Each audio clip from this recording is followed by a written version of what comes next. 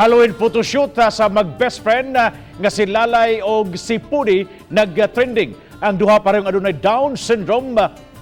Sayranta ang istorya sa gihulagway nilang genuine love nga gihatag sa duha sa matag usa ug sa mga nakapalibot sa kanila.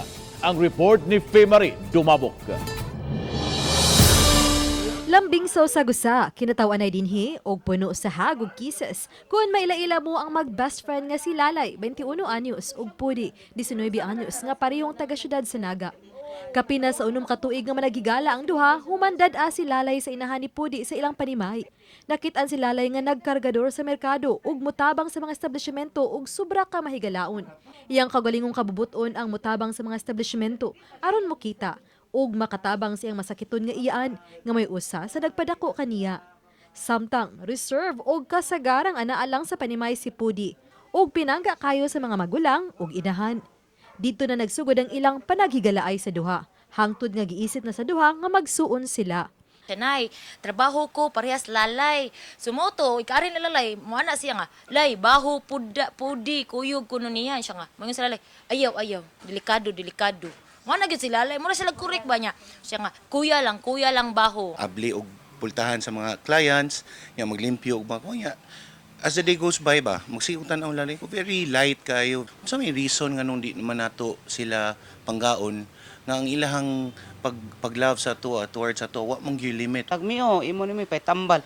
Usay mo ka ng sakit sa dugan mga. Ani bala, bako makailag, di ko kay kakuan.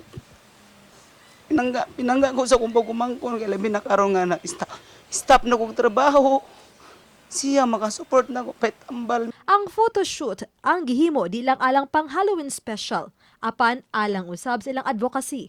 Ilabi na nga ang Oktubre, kailang nga Down Syndrome Month. Makaingon siya ko nga, pure gyud kayo ilang friendship as genuine kakwarta siya nya makatabang siya sa pamilya mao na iyang mindset which is very good on his part as a special child kay he knows na about independent living which is mao na siya ang main goal of special education.